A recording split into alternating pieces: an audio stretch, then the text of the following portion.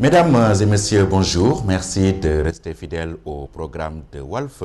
Bienvenue à votre émission Opinion. Opinion a le plaisir de recevoir ce dimanche Mamour Cissé, ancien ministre d'État et président du PSD Djantbi. Monsieur Cissé, bonjour. Bonjour Pierre-Edouard. Merci d'avoir bien voulu répondre à notre invitation. Merci Pierre. L'actualité, c'est d'abord le procès de Karim Wade qui s'est ouvert jeudi 31 juillet dernier. Karim, accusé par la CREI de détenir de manière illicite un empire financier de plus de 117 milliards. Personnellement, comment avez-vous accueilli l'ouverture de ce procès tant attendu? Mais avec sérénité, Pierre, permettez-moi tout d'abord de présenter vraiment aux Sénégalais, aux chers Sénégalais et aux téléspectateurs une bonne fête de Korité. Dieu nous a permis de rentrer dans ce mois béni de Ramadan et d'en sortir glorifié, grandi. Ensuite, pour dire que je trouve que la CREI porte une tare congénitale parce que constitutionnellement, tout le monde a conscience aujourd'hui que Karim Wade, si tant est effectivement que ce qu'on lui reproche, il l'a fait dans l'exercice de ses fonctions, devait être jugé par la Haute Cour de justice. Et aujourd'hui, qu'il soit traîné devant la CREI nous pose problème.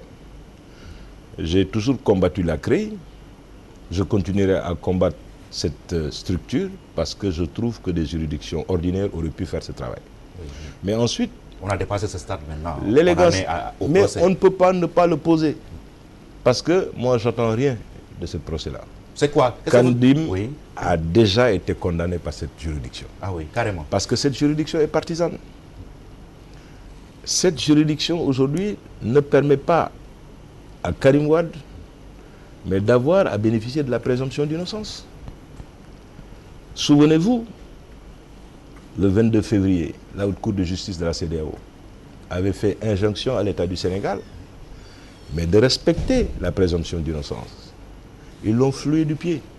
Cela veut dire simplement que nous avons aujourd'hui affaire à un État qui, en prévision des élections présidentielles de 2017, n'a pas besoin d'avoir un candidat en face, et ce candidat-là, c'est Karim Wade. Oui, mais c'est à lui de prouver l'origine licite de ses biens. Hein? C'est une chose, on nous annonçait combien? 697 milliards de francs CFA, pour finalement le ramener à 117, avec 45 milliards de francs CFA dont on nous a parlé sur Singapour. Il a fait procès à celui qui était censé, à celui qui a sorti ses résultats. Malheureusement, on constate que jusqu'à présent, de report en report, c'est certainement pour permettre effectivement que le procès dont il est question aujourd'hui se fasse ensuite, parce que Karim sera condamné, essayer de faire du louvoiement. Oui. C'est inadmissible. Oui. Il y a aujourd'hui que ce procès-là est un procès politique. La structure qu'elle a créée, où effectivement, quand vous êtes condamné, vous n'avez pas de recours, me pose problème. Oui, vous faites partie de ceux qui ont tout le temps clamé l'innocence de Karim. Mais avec ce procès, est-ce que vous pensez qu'il a enfin l'occasion de prouver son innocence une bonne fois pour toutes? C'est une opportunité quand même rêvée pour lui. Pierre-Edouard, on ne survit pas à la charge de la CREI.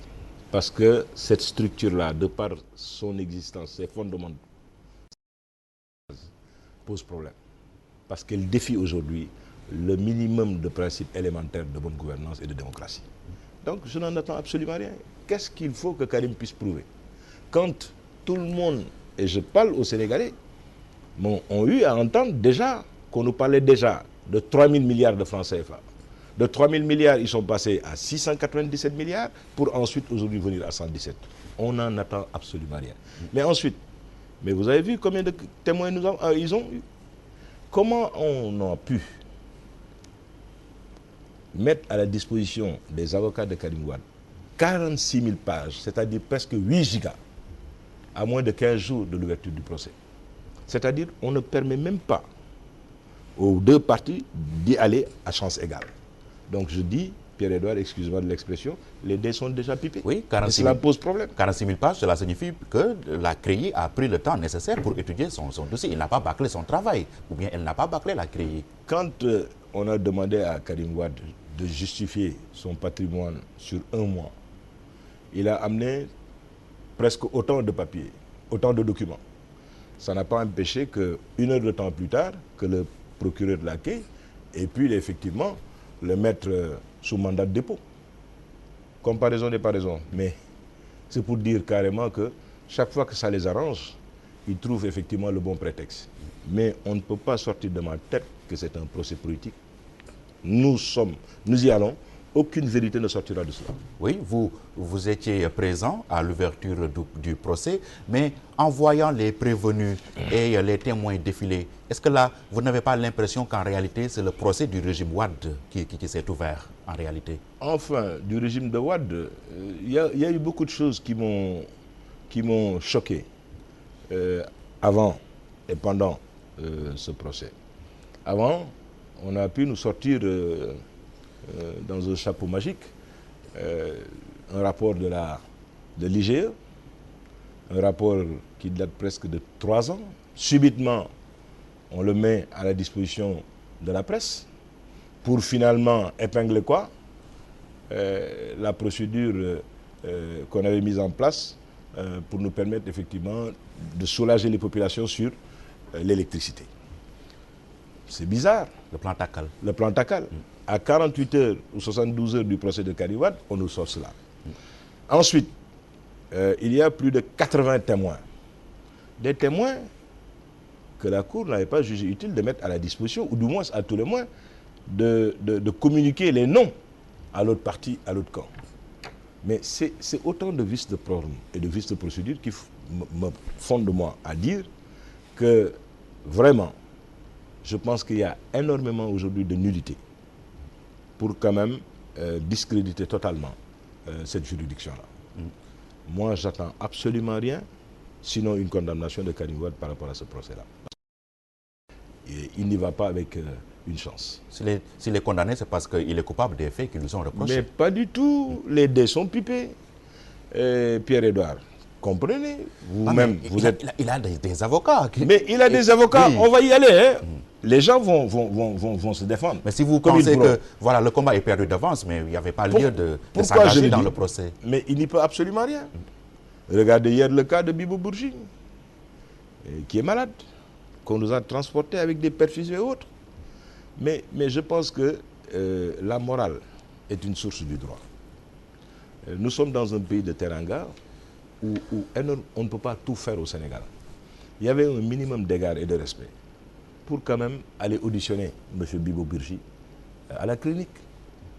Mais s'il avait vomi, s'il avait uriné, s'il avait fait autre chose que je ne veux pas nommer devant l'auditoire, ça allait être scandaleux. Mais il y a eu la jurisprudence Moubarak en Égypte. Je l'ai dit tantôt, comparaison n'est pas raison. Il a comparu. Comparaison n'est pas raison. Nous ne sommes pas l'Égypte. Nous sommes un pays de teranga, un pays d'éthique, de morale. Que faire du droit? Le droit, il est là. Mais le droit, au contraire... La loi est dure, mais c'est la loi. La loi permet, et c'est ce qu'on attendait effectivement de cette cour-là, mais qu'elle puisse auditionner Bibo Bourgi en compagnie de son avocat, mais à la clinique. Ça allait coûter combien? 1 heure de temps de suspension de séance. C'est un minimum. Alors, face à ces dérives et face à ce matin, malgré les injonctions de la CEDEAO, ils ont continué à faire ce qu'ils avaient pour nous parler de spontanéité. Mais c'est autant de choses qui nous posent problème. Nous ne pouvons pas être à l'aise aujourd'hui, en tout cas pour moi, Mamour Cissé, je ne peux pas être à l'aise aujourd'hui par rapport à une structure qui, au départ, porte les tares congénitales que j'ai décriées. C'est quoi? Vous ne voulez pas la manifestation de la vérité?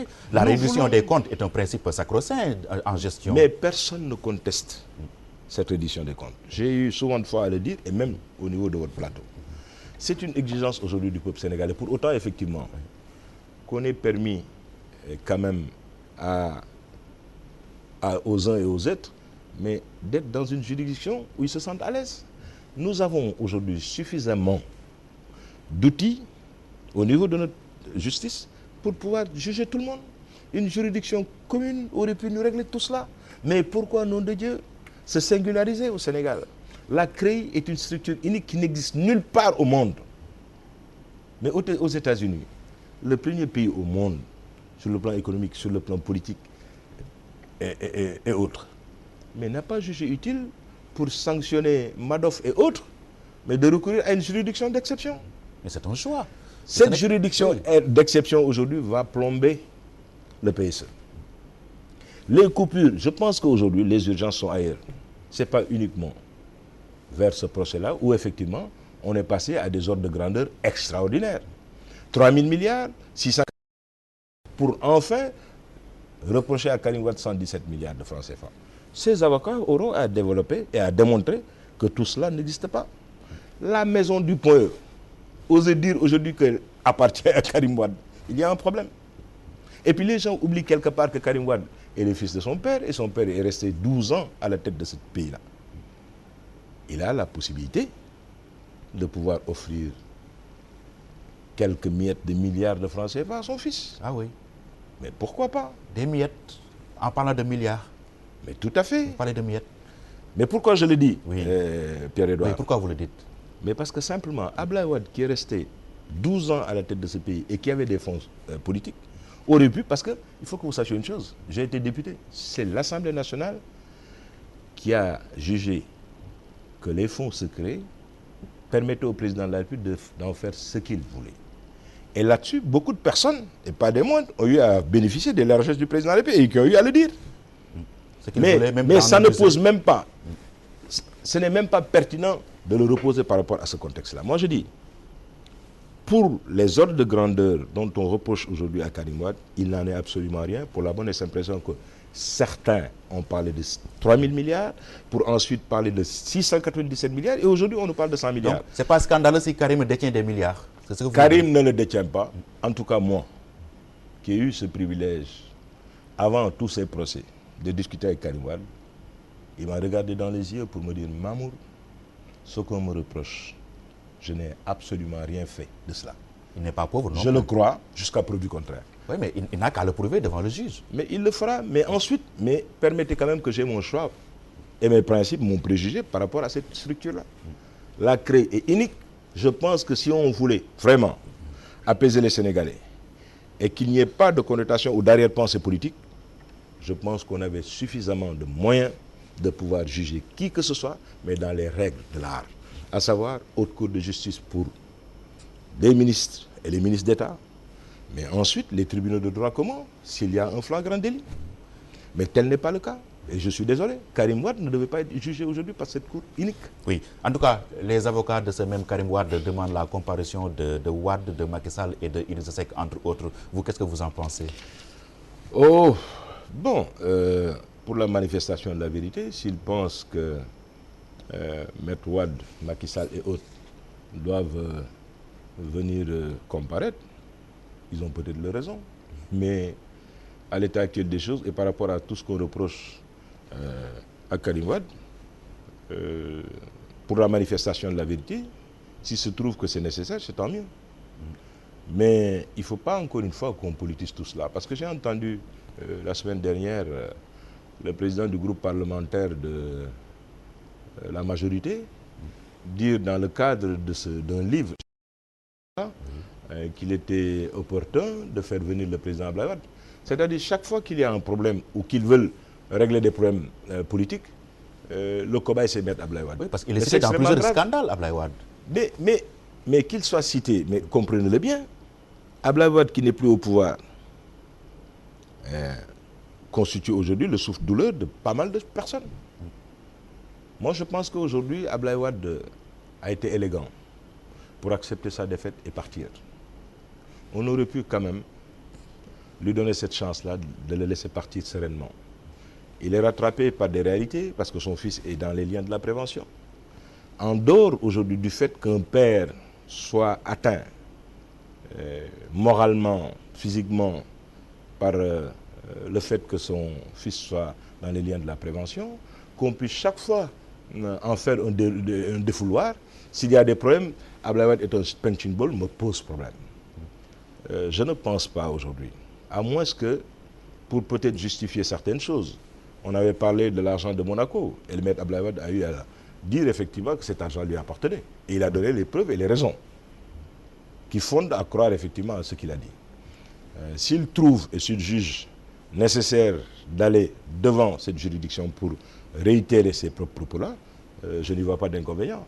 Par rapport à l'institution que représente Macky Sall, je ne pense pas, à moins que ce ne soit quand même quelque part un peu politicien, que de penser que Macky Sall va, compte tenu de sa fonction, venir, je n'y crois pas.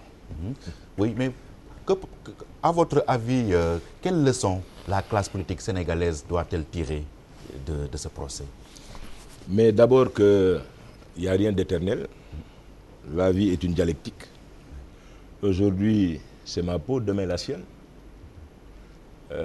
On ne joue pas avec les institutions, surtout avec le droit, parce que ça peut être un boomerang et vous revenir en pleine figure. Je pense qu'aujourd'hui, je l'ai dit récemment, le seul combat aujourd'hui qui vaille, ce n'est pas ce combat politicien, c'est le développement économique et social de notre pays. Nous avons aujourd'hui des urgences qui ont pour nom Ebola, qui est à nos portes, à nos frontières. Il y a une importante réunion qui se tient à Conakry. Je n'ai pas vu une délégation sénégalaise, ne serait-ce qu'en titre d'observateur, y aller. L'électricité, les denrées de première nécessité, beaucoup de choses posent problème. On ne peut pas faire table rase de la gestion du passé. Je ne le dis pas, j'ai dit tout à l'heure que la reddition des comptes était une chose basique. Mais il n'y a pas que Karim Wade qui a été épinglé. Oui. Mais j'ai comme l'impression que c'est à la carte, selon qu'on est avec le gouvernement ou contre le gouvernement. Et c'est ça qui pose problème. C'est la raison pour laquelle, Pierre-Edouard, je ne peux pas ne pas me dire que c'est politique. C'est quoi? C'est une justice sélective? Mais absolument. Oui. Et pourquoi vous qui est traîné devant la CREI? C'est peut-être les gens qui n'ont pas accepté de faire de la compromission avec le régime actuel. Baldé, récemment, vous avez entendu. Demain, certainement, Massamba et Madamba, parce que simplement, ils ont eu la dignité de dire, mais écoutez, ce n'est pas un malheur ou un mal que d'accepter d'être dans l'opposition. Les Sénégalais ont choisi Macky Sall. Ils savent pourquoi. Mais comprenez effectivement que d'autres puissent avoir la dignité de rester dans l'opposition. Oui, mais ils avaient la possibilité. Le Sénégal nous appartient. Ils avaient la possibilité de transiger au départ. Mais transiger par rapport à quoi? Si aujourd'hui, tous les anciens ministres et tous ceux qui ont eu à commettre des choses ont été appelés au niveau de la CREI, cela ne nous aurait pas posé de problème. Je ne citerai pas de nom, mais vous savez que c'est sélectif. Il y a eu aujourd'hui des gens qui ont accepté armes et bagages d'aller rejoindre le camp présidentiel, mais ils ne sont pas inquiétés. Cela pose problème. Cela pose problème. Pierre-Edouard, on ne me distraira pas par rapport à ces principes que j'ai dans ma tête et ancrés. Ce procès est politique. En tout cas, moi, j'attends rien de la CREI et de ce procès. Ok, nous allons avancer un peu, Mamour Cissé. Vous êtes capitaine d'industrie. Le Sénégal a un nouveau Premier ministre, Mohamed Dionne, qui a remplacé Aminata Touré. Dionne qui appelle au travail. Est-ce que là, vous avez des préjugés favorables pour l'actuel Premier ministre? Je l'avais dit au départ, quand il a été nommé coordonnateur du programme du PSE, j'avais salué cette initiative en disant que le président était cohérent. Parce que c'est un homme d'appareil, il avait le profil de l'emploi. Mais j'avais eu à dire aussi qu'on le préparait à devenir Premier ministre. Les faits m'ont donné raison. Je connais l'homme, sa rigueur. Il a le profil d'un Premier ministre. Vous l'avez pratiqué? Oui, nous avons travaillé avec son chef d'ailleurs, Macky Sall, pour rédiger le programme du candidat Ablaouad en 2007. C'est là où je l'ai découvert, parce qu'on a travaillé ensemble, nuit et jour, pour élaborer le programme économique du candidat Ablaouad. Ensuite, il est sorti pour aller à l'ONUDI. L'ONUDI m'intéressait, parce que d'abord par rapport à Sakho Tidiane, qui a été un des premiers Sénégalais à avoir une fonction importante au niveau de l'ONUDI. C'était l'ancien PDG de la SONEPI. Et vous n'êtes pas sans savoir que, effectivement, j'ai été le premier à mettre en place une unité de fabrication de jus et de produits locaux, les JUNEC, etc. Et à l'époque, la SONEPI était actionnaire là-dessus. Donc, je sais ce que l'ONUDI fait pour le développement industriel de l'Afrique. Et qu'il ait été là-bas à des niveaux de responsabilité me conforte effectivement sur ce préjugé que j'ai de la personne. Mais c'est une chose que d'avoir un bon capitaine. C'en est une autre pour une équipe de gagner un match. Surtout, l'équipe gouvernementale me laisse sur ma faim. Ah bon? C'est le cas. Mohamed Dionne a beau être brillant, mais si l'équipe, les ministres ne sont pas outillés, cela pose un problème. Quelle est aujourd'hui la politique industrielle de l'État du Sénégal? Je n'ai aucune visibilité. Au départ, on nous a parlé de plan Yokouté, pour stratégie nationale de développement économique et social. Ensuite, aujourd'hui, PSE. Bon, oui, si ça nous permet... Le PSE, c'est la synthèse de tout cela. Enfin, la synthèse de tout ceci. Alors pourquoi, au départ, on ne nous a pas parlé de PSE? En 2 ans, on a changé de 3 plans. J'ai trouvé tout à l'heure, et je l'ai dit, qu'il y avait une cohérence dans la démarche, que celui qui s'occupait du programme PSE puisse aujourd'hui être à un niveau exécutif. Premier ministre du Sénégal. Mais ce PSE-là n'aura de sens que par rapport à des préalables.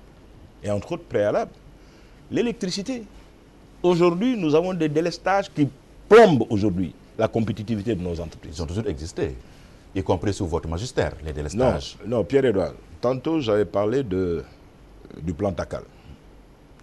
Si on est parvenu à faire entre 2010, fin 2010, 2011, 2012, un taux de croissance de 3,4%, ce n'est pas le seul fait du PSE. La preuve, l'IGE n'a pas le plan Takal, pas du PSE. Sanctionné le plan Takal. L'IGE a dit effectivement, sur la cohérence de la mise en place de ce plan Takal, il n'y avait rien à dire. Mais il trouvait que les montants étaient exagérés. Mais c'est ces montants qui nous avaient permis d'avoir 4% de taux de croissance. Aujourd'hui, je dis, ces délestages, la demande qui est presque nulle, impacte aujourd'hui sur la principale recette fiscale de l'État, qui est la TVA. Moralité, je ne pense pas, d'ici à mars 2015, qu'on puisse avoir un taux de croissance de 2,5%. Ah bon? Ah oui, parce que l'objectif de l'État est d'en arriver à un taux de croissance de 7%. Je vous donne un cas. Hier, presque toutes les entreprises qui sont sur le tronçon d'Amniadio jusqu'à Mbour sont restées plus de 14 heures de temps sans courant. S'il y a des industries, ils n'ont pas travaillé hier. Parce que s'ils travaillent, ils ne peuvent pas le faire uniquement par rapport à un groupe électrogène parce qu'il y a un renchérissement sur le coût de production. Une électricité de bonne qualité à un prix moindre, avec une bonne constance, est une exigence par rapport au PSE. Mais ensuite, je l'ai dit tantôt, quel est le pays au monde qui s'est développé par le seul fait de l'endettement? Non, ce n'est pas possible. Il y a des efforts internes à faire. Et pour le cas du Sénégal, je ne peux pas comprendre. Non, d'aller chercher 3 000 milliards d'or. Il y a aujourd'hui que les recettes ordinaires du Sénégal nous permettent d'avoir un budget de 2 000 milliards. Ça veut dire qu'en interne, nous pouvons avoir 3 000 milliards. Pour autant, effectivement, que les hommes d'affaires sénégalais soient mis à contribution et que le cadre permet aujourd'hui à l'entreprise sénégalaise d'exceller. Oui, pourtant, le secteur privé national est impliqué dans le financement du plan Sénégal émergent. Pas du tout. Pas du tout. On parle de financement de 111 milliards. On attend de voir. Oui. On nous annonce des chiffres. Mais dans la réalité... 1111 milliards, pardon. Dans la réalité, compte reçu, quels sont les marchés qu'on a réservés aujourd'hui à l'entreprise sénégalaise? Quand on nous dit qu'il y a 40 000 logements qui vont être construits à Diamniadio par des Marocains. Ah bon? Parce que les entreprises sénégalaises peuvent aller aujourd'hui au Maroc pour aller compétir là-bas sur l'habitat. Il n'y a pas aujourd'hui suffisamment d'entreprises sénégalaises qui peuvent le faire. C'est impertinent. On ne peut pas développer le pays, avec l'endettement, et ensuite extravertir notre croissance. Parce que les 40 000 logements que nous allons faire ici à Diamniadio, mais la valeur ajoutée et la croissance retournent au Maroc. C'est quoi? Vous êtes pour une sorte de discrimination positive? Mais c'est un minimum, une préférence nationale sur ces secteurs stratégiques. C'est un b.a.-ba aujourd'hui de l'économie. L'expertise est ailleurs, il faut aller la chercher. Non, on a une expertise, mais on dit que quand le bâtiment marche, tout marche. Le bâtiment, l'agriculture, quand ça marche, il y a une croissance qui se fait. La croissance aujourd'hui au Sénégal, en dehors de l'agriculture, se fera dans le secteur du bâtiment. Si donc on permet une excroissance de notre une excroissance de notre économie par rapport au Maroc et dans ces pays-là, sans mais protéger le tissu industriel sénégalais, cela pose un problème. Mais ça, ce serait du nationalisme de mauvaise aloi. Mais pas du tout. Je vous ai parlé tout à l'heure du budget de l'État du Sénégal. Le budget, c'est par rapport à quoi? Au Sénégal. À ses différents agences économiques. L'État qui est un agent économique, les ménages qui sont des agents économiques, l'entreprise qui est agent économique. Mais aujourd'hui, la collecte des impôts vient d'où? Essentiellement de l'entreprise. Si vous ne lui redonnez pas une possibilité de croître, elle ne vous permettra pas d'avoir de recettes. Moralité, ce n'est pas de mauvaise aloi. Au contraire, l'Amérique fait du protectionnisme. La France, récemment, ils l'ont exigé sur des secteurs stratégiques. Il y a la préférence nationale. Ils ont repris ArcelorMittal. Ils sont en train aujourd'hui de reprendre, comment ça s'appelle encore, une structure qui s'occupe d'entreprises ferroviaires, Alstom. Mais l'État français a impacté, influencé la décision qu'il y avait et le partenariat qu'il fallait faire. La préférence nationale dans ces secteurs stratégiques est essentielle. Donc, PSE sans les entreprises sénégalaises me pose problème. Nous sommes dans le cadre d'une mondialisation. Mais si nous n'avons pas une protection, un protectionnisme judicieusement sélectif, ça ne posera un problème. Il y a aujourd'hui que les APE vont impacter sur le PSE, les accords de partenariat économique. Le président ivoirien a été stratégique. Il a tout fait pour que Macky Sall devienne le facilitateur des accords de partenariat économique. En l'étant, Macky Sall est obligé aujourd'hui de s'asseoir sur ses grands principes. Au départ, Macky Sall n'était pas d'accord pour les APE. Mais le fait de les désigner comme facilitateurs, il était obligé de faire de la compromission. Et même des compromis pour faire mieux. Il a fait des compromis. Ces compromis-là vont nous revenir comme un boomerang. Parce que le Sénégal, tant qu'il était dans ses principes, il n'y avait pas de problème. Parce qu'on nous considérait comme un paiement.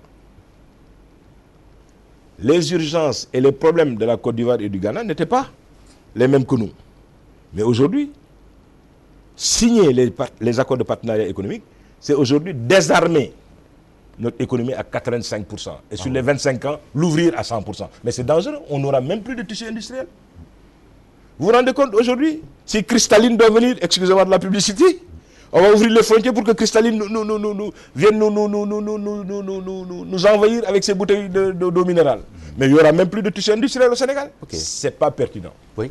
Donc, le plan Sénégal émergent, aussi pertinent ou ambitieux qu'il puisse paraître, est voué à l'échec. C'est ce que vous êtes en train de nous dire. En tant que vision, je l'ai dit, je ne suis pas un nihiliste. En tant que vision, qu'on puisse rêver, c'est une bonne chose. Mais ce qui me pose problème aujourd'hui, c'est que je ne vois pas de signe avant-coureur pertinent pour me dire, ah ben tiens, ça va marcher. Nous avons aujourd'hui des délestages énormes. Nous avons aujourd'hui, sur la principale recette fiscale, je vous l'ai dit, un déficit. Il n'y a pas de consommation.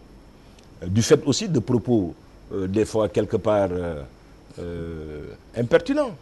Hier, dans une émission, M. Touré, de l'APR, qui est devenu secrétaire d'État, a eu à dire que quelqu'un aujourd'hui, les Sénégalais qui ont 2 villas, posent problème. Mais le Sénégal émergent dont il parle, ce sera avec qui? Seulement avec l'État. Si les gens ne peuvent pas s'enrichir, gagner de l'argent, parce qu'ils sont dans l'industrie, parce qu'ils sont dans le commerce, cela pose un problème.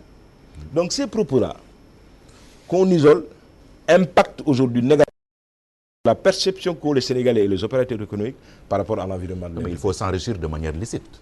Je ne dis pas le contraire, mais quand... On est d'accord sur ça. Pierre-Edouard, moi je dis, je vous rapporte des propos que vous avez certainement entendus, comme du reste moi et des Sénégalais. Aujourd'hui, c'est un crime que d'avoir 2 villas. Mais si ça se trouve que le monsieur qui a ces 2 villas, elle a travaillé,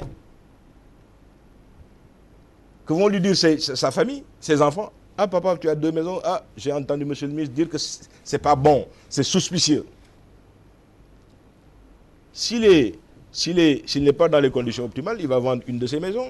Et ensuite, il se dit, la meilleure façon aujourd'hui, c'est de niveler par le bas. Non, c'est pas bon. Macky Sall, aujourd'hui, doit siffler la fin de la récréation. Ceux qui doivent parler, doivent parler. Que le ministre de l'économie et des finances puisse parler d'économie, je peux le comprendre. Que quelqu'un d'autre, des gens outillés pour le dire, je peux comprendre. Mais si n'importe qui, parce qu'ils doivent plaire au prince, se permettent effectivement de sortir des propos qui risquent d'impacter aujourd'hui sur notre croissance, cela me pose problème. Ok. Pour avancer un peu, Macky Sall, le mandat présidentiel, il avait promis, en tout cas, de ramener ce mandat-là à 5 ans. Jusqu'à présent, il n'a encore rien fait. Selon certaines informations, il attend 2015 pour se prononcer. Quelqu'un comme Maître Ousmane Seye propose tout simplement qu'il attende le bout des 5 ans pour démissionner. Vous, qu'est-ce que vous en pensez? J'ai entendu quelqu'un tirer à boulet rouge sur Maître Ousmane Seye, qui jusqu'à preuve du contraire, pour moi, était un partisan de Macky Sall. Il faisait partie de la majorité de Macky Sall. Mais parce qu'il a osé dire tout ce que tout le monde pensait tout bas, il a reçu des colibés, des attaques frontales extraordinaires. Bon, pour revenir à votre question, il n'y a pas que la réduction de son mandat. Il y a quoi? Il y a aujourd'hui que le Sénégal, par Macky Sall, ont investi 500 millions de francs CFA sur les assises. La commission qui devait réfléchir sur un nouveau cadre. La commission de réforme. La commission de réforme 700 millions. Des institutions de notre République a dépensé 700 millions de francs CFA. J'aimerais bien qu'on nous fasse, dans le cadre d'une bonne transparence, qu'ils nous disent comment à utiliser cet argent. Mais on a sorti beaucoup d'argent. Et qu'est-ce qu'il va faire des conclusions? Il avait promis de cette commission d'instruction. Il avait promis de décider après les locales. Bon, jusqu'à présent, on attend. Là, vous piaffez d'impatience. Je piaffe d'impatience qu'ils nous disent qu'est-ce qu'il va faire sur les recommandations du président Mbou. Un homme que nous respectons pour tout ce qu'il a eu à faire. Les mesures et les engagements courageux qu'il a eu à prendre en tant que directeur général de l'UNESCO. On lui a demandé, Maclin, de faire un travail, il l'a fait, mais avec 700 millions de francs CFA. Après qu'il ait fait la comptabilité des 700 millions, on souhaite effectivement que le président de la République se prononce sur ses conclusions. Ensuite, sur son mandat, je l'ai dit dans une récente émission, le président de la République est une institution. Et en tant qu'institution, elle n'a pas le droit de se dédire. On a galvaudé aujourd'hui un terme des propos. Le wahwahet. On l'a galvaudé. C'est avant-hier, hein? On n'a pas oublié. En ne sachant même pas quand Abdoulaye Wade le disait, c'était dans quel contexte. Il s'amusait. Aujourd'hui, parce qu'il fallait tuer Wade, on a, bon, au sens une institution ne s'amuse figuré. Pas. Non, c'était une façon. C'était dans le contexte. Il était avec ses partisans, il était avec les gens du PDS. C'est des anecdotes croustillantes. Il en faisait, Senghor en faisait. C'était dans les conseils nationaux du Parti socialiste que Senghor sortait certains termes. Mandali, Sénégal, Boutou, Tibi, etc. Donc, c'est par rapport à des amis, c'est fraternel. On a tendance des fois à se lâcher. Bon, c'est pas pour expliquer et justifier ce que Wade a dit, mais simplement pour dire que le président de la République, Macky Sall, n'a pas le droit, en tant qu'institution, de ne pas respecter sa parole. Fort heureusement, nous avons eu dire que Jeune Afrique a sorti une information comme quoi il allait se prononcer en 2015 sur cette affaire-là. On l'attend. Oui, mais entre sa parole et la Constitution, qu'est-ce qui devrait prévaloir? Parce que la Constitution fixe le mandat à 7 ans. Il doit respecter la Constitution. Aujourd'hui, vous allez lui dire, touchez pas à ma Constitution. Mais je vais vous dire une chose. Oui. Quand il le disait, c'était un engagement qui a force aujourd'hui de loi. Un président de la République, quand il parle, ce n'est pas n'importe qui parle, Pierre-Edouard. Je vous ai dit aujourd'hui, tout à l'heure, que la morale est une source du droit. La coutume et certaines pratiques ont aujourd'hui l'équivalence d'une loi. Quand Macky Sall, avant le deuxième tour, dit, et puis je l'ai entendu récemment, je pense que dans Walfadjri, ou TFM, une chaîne concurrente, dire, mais quand je serai élu, mais je porterai mon mandat de 7 à 5 ans, c'est lui qui l'a dit. Et c'est rentré dans les oreilles des Sénégalais. Et c'est peut-être même une des raisons, une des raisons qui a amené les Sénégalais à le préférer à notre candidat. On sait Donc Pierre-Edouard, vous l'avez dit tout à l'heure. Les promesses électorales, voilà. Oh Pierre, on sait ce qu'elles Pierre, représentent. vous êtes un Sénégalais, vous êtes un journaliste, vous devez tout faire pour crédibiliser la parole du président de la République. Vous êtes aujourd'hui un acteur dans la vie sociale et politique de notre institution, de notre pays. Vous n'avez pas le droit aujourd'hui de faire croire aux Sénégalais que la Constitution prime sur des propos d'un chef d'État. C'est pour bien faire. En tout cas, la Constitution a fixé le nombre de... C'est lui-même, en tant que président de la durée République, du mandat à 7 ans. c'est lui-même, en tant que président de la République, qui a jugé utile de ramener, parce qu'il a trouvé que c'était plus pertinent d'avoir 2 mandats de 5 ans. Mais pourquoi, nom de Dieu, vouloir retourner à 7 ans? Mais il a peur de quoi? Parce qu'il a échoué. Macky Sall, aujourd'hui, il lui reste 22 mois. C'est trop prématuré de dire qu'il a échoué quand même. Je ne l'ai pas dit. Je dis simplement que Macky Sall, il lui reste 22 mois. De quoi a-t-il peur? Est-ce qu'il pense qu'il a échoué? S'il n'a pas échoué, s'il a réagi des choses, mais pourquoi avoir peur? En tout cas, pour ce que j'en connais de l'homme, il n'a pas peur. Et qu'est-ce qui risquerait de se passer s'il ne réduit pas son mandat? Vous, en tant qu'acteur politique, qu'est-ce que vous allez faire? Mais on attend cela. C'est trop tôt que de présager de choses tordues. Non. Au autre 23 juin, moi je crois aux propos du président Macky Sall jusqu'à preuve du contraire. Il l'a dit avant-hier, un journal et pas des moindres, pour ne pas le citer, africaine, mais de l'autre côté, a eu à dire que le président Macky Sall va se prononcer en 2017 et 2015. Je pense que Macky Sall va se prononcer pour 2015. Et quelle est la voie qui vous agrée le mieux pour la réduction de son mandat? Voie parlementaire ou bien par référendum? Parlementaire, ce n'est pas possible, constitutionnellement parlant. Et le référendum coûte cher. Il y a que le... Mais comment ça? Mais pour avoir une très bonne démocratie, il n'y a pas de prix. Est-ce qu'on peut se permettre de... La démocratie n'a pas de prix. Un référendum et de le financer à coût de dizaines de milliards? Mais pourquoi il ne l'a pas fait? Pourquoi il ne l'avait pas couplé avec les élections locales? Bon nombre de Sénégalais et même de la société civile lui ont demandé instamment de le faire. Je pense que même Mme Adama Gueye l'avait demandé. Donc, s'il était dans les bonnes dispositions, pourquoi il ne l'aurait pas fait? Je ne sais pas pourquoi il l'a fait. Maintenant, dès l'instant qu'il ne l'a pas fait, je présage que 2015, il va nous amener à faire ce référendum-là. Ou carrément, comme l'a proposé Metsi, mais aller au terme de son mandat et ensuite démissionner. Et pourquoi vous dites que la voie parlementaire n'est pas possible? Mais pas du tout. Parce que pour toucher à ces fondamentaux de notre Constitution, il n'y a que la voie référendaire. Et pour le cas d'espèce, par rapport aux constitutionnalistes, il n'y a que la voie référendaire.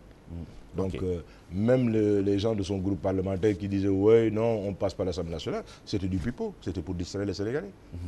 Voilà, l'actualité, c'est également le livre du colonel Abdoulaye Aziz Ndaw pour l'honneur de la gendarmerie sénégalaise. Livre depuis sa publication ou bien sa parution soulève des vagues, une vive polémique dans notre pays. Vous, à quel niveau de lecture vous situez-vous par rapport à ce livre-là? Respect et reconnaissance à nos forces de défense et de sécurité. Je pense aujourd'hui que c'est vraiment un problème, je suis très gêné. Que ce corps qu'on appelle la Grande Muette puisse se permettre aujourd'hui de déballer.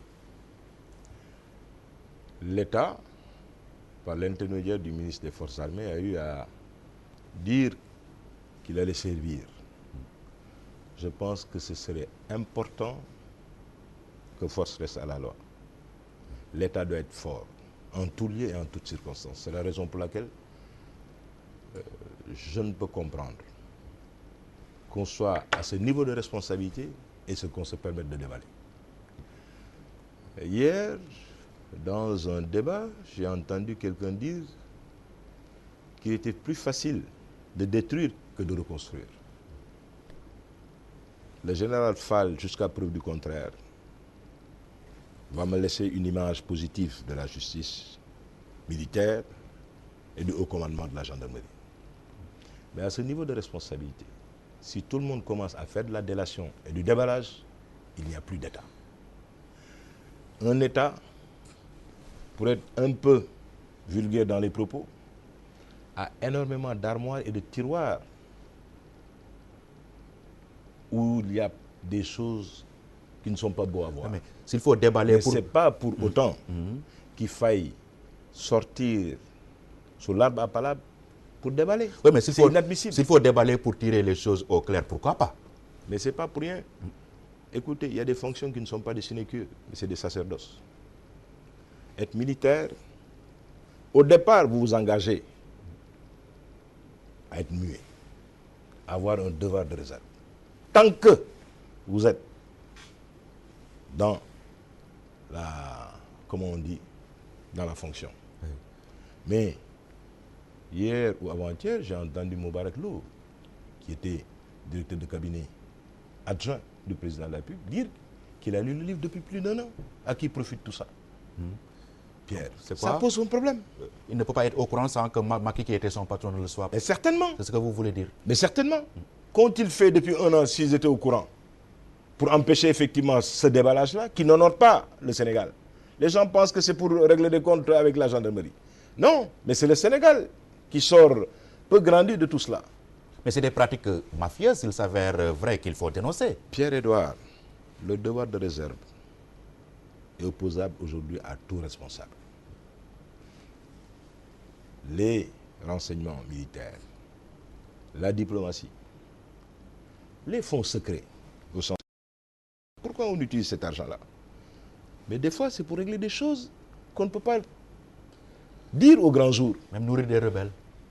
Mais si ça nous permet d'avoir quelque part une paix, mais à ce moment-là, il faudra appeler Diouf et autres. C'est là que se trouve le problème. Malgré tout cet argent-là investi, injecté en Casamance, la paix n'est pas encore là. Mais parce que vous pensez que la France n'entretient pas les Corses pour que finalement, depuis combien d'années? Vous avez entendu Corsica récemment dire que mais il renonçait à la lutte militaire. Mais c'est par rapport à un processus extraordinaire qui a duré 25 ans, 30 ans. On ne peut pas tout mettre sur la place publique. Ce qui me désole aujourd'hui par rapport à ce colonel Ndao, c'est que n'est pas aujourd'hui le commissaire Keita qui veut. Lui, au moins, quand il a remis la fulmilière, il y était. Il a assumé. Ndao, tout ce qu'il a eu à dire, moi, je l'aurais respecté et j'aurais été d'accord si c'était dans le cadre de sa fonction. Qui s'est dit, mais il y avait tellement de choses qui le répulsaient, qu'il juge utile de dénoncer en démissionnant. Il ne l'a pas fait. Et selon certains propos et certains dires, il n'a cessé d'ambitionner d'être général. Oui, il a dit même à la dame du livre. C'était peut-être parce qu'il est frustré. C'était un rêve brisé. Pour moi, c'est autant de choses qui font que, en tout cas, l'image que j'ai, moi, de nos forces vaillantes militaires reste intacte. C'est la raison pour laquelle je demande à l'État de prendre les mesures conservatoires pour que de pareilles choses ne se reproduisent plus. En État, on ne le gère pas comme ça. Sauf qu'il y a une partie qui concerne votre magistère. Quand il dit que Wade donnait chaque mois 200 millions aux rebelles. Et c'était deux neveux du général Fall qui étaient chargés de convoyer ces fonds-là. Et d'ailleurs, il prenait une partie de cet argent-là. Vous répondez quoi? Vous étiez proche collaborateur d'Ablaye Wade. Est-ce que les faits dénoncés sont vrais? Moi, j'étais proche collaborateur d'Ablaye Wade durant les 6 derniers mois que nous avons passés au pouvoir. Ensuite, ce ne sont que des commentaires difficilement justifiables. Oui. Il annonce 200 millions, c'est 300 millions, c'est 100 millions. Sur quelle base il le dit? Il savait combien qui se donnait? On a déchargé. J'espère qu'il a ces preuves-là. C'est extrêmement grave. Il était au cœur du vous savez, au niveau, pour ce que j'en sais, moi, par contre, je suis soumis au devoir de réserve. Il y a certaines choses que je ne peux pas dire. Mais ça m'étonnerait fort. Je ne peux ne pas me dire que les propos de ce collègue-là sont vraiment des commentaires. Maintenant, sur la gestion de cette affaire par l'actuel régime, qu'est-ce que vous en pensez? Je vous l'ai dit tantôt, Moubarak, quand même, a eu à dire une chose qui me reste pantois. Sauf que Moubarak n'est plus de oui, mais quand il dit qu'il a lu le livre depuis 1 an, c'est la raison pour laquelle tout à l'heure je me suis dit, à qui profite tout cela? Ensuite, ce n'est pas bon pour un État. La meilleure façon de fragiliser un État aujourd'hui, c'est de permettre Jean ou Paul, à des niveaux de responsabilité, de commencer à faire de la délation. Ce n'est pas bon. Moi, j'ai eu, avec un directeur aujourd'hui d'un grand organe de presse a exfiltré un ancien chef d'État. Mais je ne l'ai pas déballé. Ah bon? Je ne l'ai pas déballé. Au nom de quoi? C'est pas normal. Je suis soumis, moi, au devoir de réserve. Un officier supérieur est un officier supérieur. Même si la sécurité du pays est en jeu, il faut se taire. Au contraire, raison de plus, parce qu'il s'agit de la sécurité nationale. C'est au nom de la sécurité nationale que je demande au colonel de se taire. Mais s'il se tait, on allait continuer à nourrir les rebelles. Et ça, c'est pas bon. Pierre-Edouard. On donne des armes à l'ennemi. Pierre-Edouard, le problème de la Casamance impacte sur le développement économique de notre pays. Tant qu'il n'y aura pas la paix en Casamance, il n'y aura pas de croissance et de développement du Sénégal. Parce que la Casamance fait partie intégrante du Sénégal. Tant qu'on peut ménager certaines frustrations et des susceptibilités pour ramener des égarés dans le droit chemin, je dis grand bien nous fasse. Mais tout n'est pas à dire. Parce qu'une république, si elle n'a plus de secret, c'est l'anarchie. Et l'anarchie n'est bon pour personne. Et l'État doit sévir. L'État, pour moi, par rapport au Porto, je ne connaissais pas ce ministre. Mais quand je l'ai vu à la télévision, avec ses propos. Lequel ministre? Des forces armées. Augustin Tine. Oui. J'ai été réconforté par ses propos, mais j'ai compris aussi que dès l'instant qu'il occupait un ministère de souveraineté, que ses propos émanaient directement du président de la République. Moi, c'est comme ça que je veux voir tout le temps Macky Sall. Nous faisons place. Un État est trop sérieux pour que n'importe qui puisse, chaque fois que de besoin le déstabiliser, cela me pose un problème. L'État doit être fort et l'État doit sévir par rapport à cela. Le livre vous met mal à l'aise. Mais absolument. Oui, parce que vous étiez au cœur également. Mais pas du tout, Pierre-Edouard. C'est pas parce que j'étais au cœur. Oui. Votre régime, je veux dire, a été non, dénoncé. pas du tout, Pierre-Edouard. Je n'ai pas de complexe par rapport à cela. Il s'agit de la grande muette. Mais nos forces de défense et de sécurité nous ont donné dans presque tous les théâtres d'opération, mais des résultats extraordinaires. Récemment, a promu un de nos capitaines qui est tombé au Rwanda. Mais c'est extrêmement important. Mais aujourd'hui, la MINUSCO est dirigée par le général Gueye. Nous avons aujourd'hui des officiers supérieurs, des officiers généraux qui sont sollicités de partout. Si on commence à faire de la délation pour que tout le monde puisse aujourd'hui se permettre de ne plus respecter notre force de défense et de sécurité, c'est extrêmement grave. C'est de ce point de vue que je dis qu'au contraire, il ne faut pas faire l'apologie de la délation. Ce qui a été fait est extrêmement grave. Il ne faut plus que cela perdure. Ok. Merci, Mamour Cissé. Vous êtes ancien ministre d'État et président du PSD Yantibi. C'est toujours avec un immense plaisir que nous vous recevons sur ce plateau d'opinion. Merci infiniment. Merci Pierre-Edouard. Voilà. Mesdames et messieurs, c'est la fin de cette émission. Rendez-vous dimanche prochain. Au revoir.